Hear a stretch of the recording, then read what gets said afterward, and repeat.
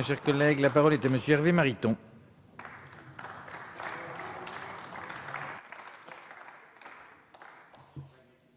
Madame le ministre, je dirai à nouveau ce que d'autres ont dit ici, mais nous le répéterons sans relâche. Il y a en France beaucoup de politiques à réformer et à améliorer. Il y a en France beaucoup de politiques sociales à réformer et à améliorer. Mais faute d'avoir le courage de réformer celles qui mériteraient de l'être et qui mériteraient de l'être vigoureusement, faire qu'il y ait enfin en France une réforme des retraites qui donne un horizon lisible, crédible pour toutes les générations, générateur de confiance dont notre économie a tant besoin, faute que vous interveniez sur d'autres champs de politique sociale qui mériteraient tant de réformes, vous avez décidé de consacrer vos efforts à la politique sociale qui fonctionne le mieux, la politique familiale. C'est assez courant dans notre pays, cette manière de faire. Elle n'est jamais signe d'un grand courage politique, elle n'est jamais signe d'une grande efficacité.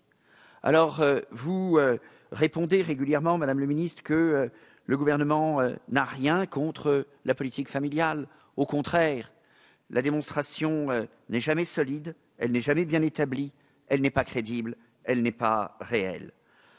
Rappelons sans relâche, Madame le ministre, les mesures que vous avez prises depuis que vous êtes au gouvernement, vous, vos collègues, à l'été 2012.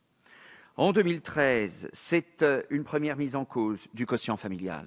Le quotient familial est une mesure fondamentale de justice et de justesse dans le calcul de l'impôt.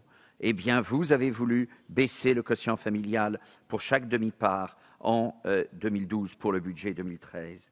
Les mesures pour 2014, après que vos initiatives avaient déjà coûté 700 millions d'euros aux familles sur le budget 2013, vous avez de nouveau, pour 1 million de familles, baissé le plafond du quotient familial. Deuxième baisse au budget 2014.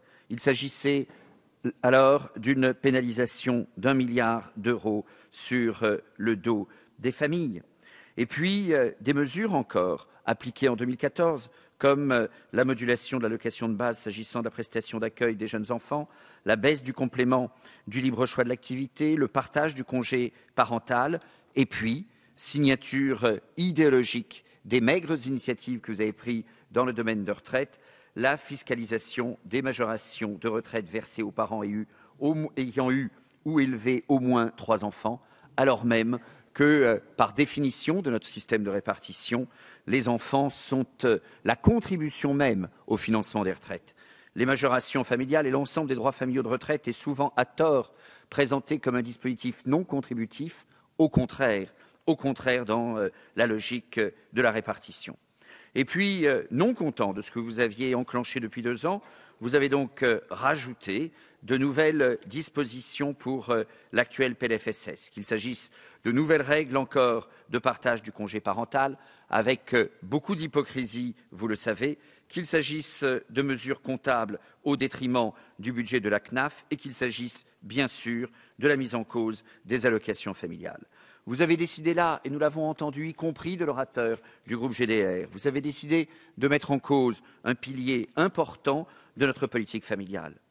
Il y a, dans la politique familiale en France, un certain nombre de prestations qui sont, depuis longtemps, soumises à conditions de ressources.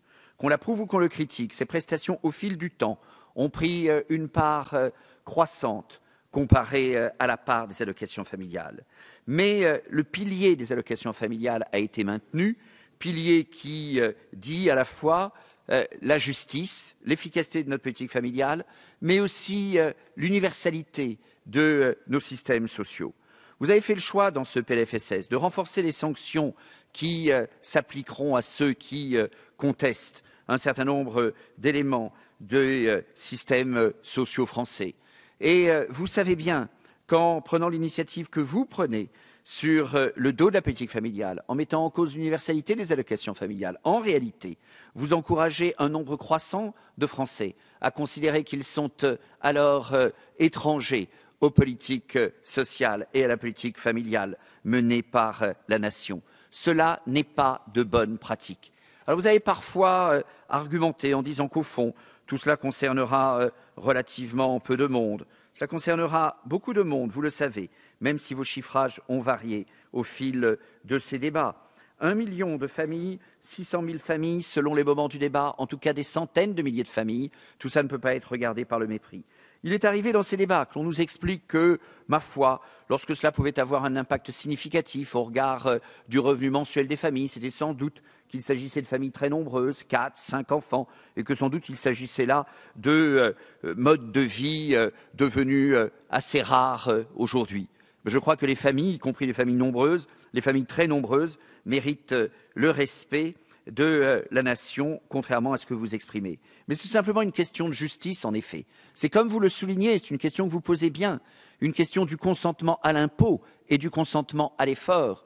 Dans la société que vous construisez, de laquelle vous excluez un certain nombre de familles, sans doute pas les plus nécessiteuses, mais des familles pour lesquelles les allocations familiales pouvaient compter de manière très significative dans le budget, des familles qui contribuent au dynamisme et à la démographie de notre pays, des familles qui, dans tous les cas, méritent que soit appliqué en France un système social et un système fiscal juste, eh bien vous faites insulte à ces familles. Et comme on ne peut pas prendre la politique familiale par morceaux, quand vous faites insulte à ces familles, c'est en réalité à l'ensemble des familles en France que vous faites insulte. Et c'est alors à la politique familiale de notre pays et à notre pays que vous portez atteinte. Merci, mon cher collègue.